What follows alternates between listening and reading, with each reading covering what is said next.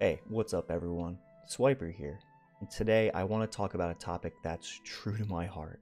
And that topic is it possible to find a home in the MMORPG games nowadays in 2019?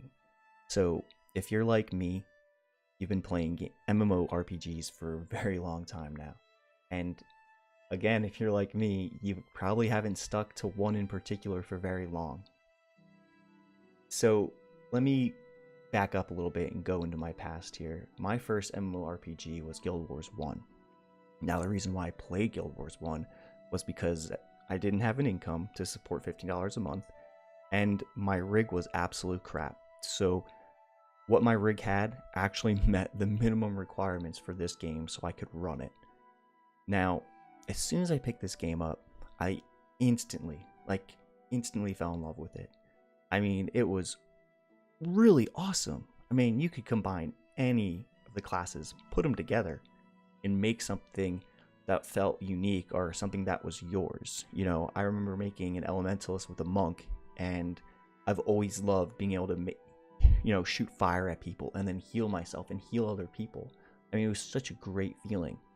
And there was so much experimentation in that game, and I just loved it overall. And I loved this story, and that is the gateway game that got me hooked into MMORPGs. So after that point, I got a laptop, and it was actually better than my PC, believe it or not, back then. And I heard this game, World of Warcraft, and I played Warcraft before, the old school, the first Warcraft, and I was like, well, I like the orcs, I like the humans, it's pretty cool. Like, let me try it out. So of course, I instantly fell in love with that game.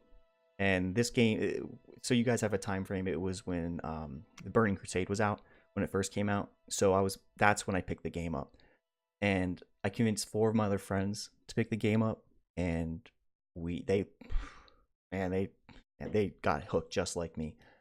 I mean, I was so addicted to the game that I had a school trip to go to Ireland to take some classes and be out there for about a month. I actually did not want to go to Ireland. Like, I didn't want to go to Ireland. I wanted to stay home for the summer, play this game, and I was worried my friends were going to outlevel me, and then I wasn't going to have them to play with, and then what was I going to do? Like, I was going to be that guy that I had to catch up. But anyway, growing up with these games and talking with different types of people, like some of my other friends that didn't really get it, they would say, yo, why are you spending $15 a month to play this game?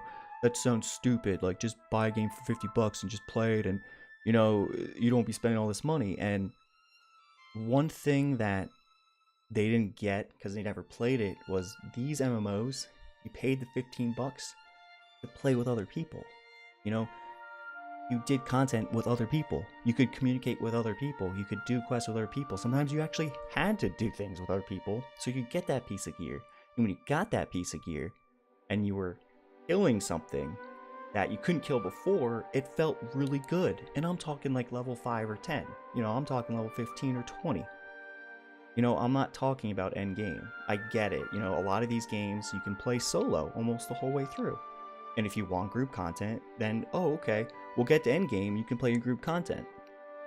But I guess my point here and what I'm trying to say is I miss a game where you instantly get in and you're instantly struggling. You're trying your hardest just to kill a mob or two. If you pull too many mobs, you're gonna die.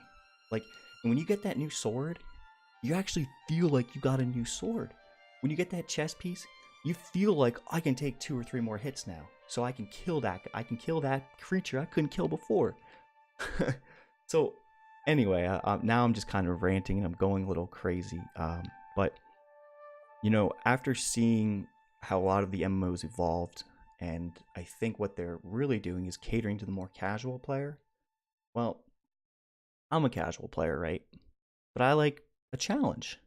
But I like a challenge right away. I don't mind some hand holding through the first 2-3 levels, that's fine, but make the game difficult. I'm paying $15 a month for a reason.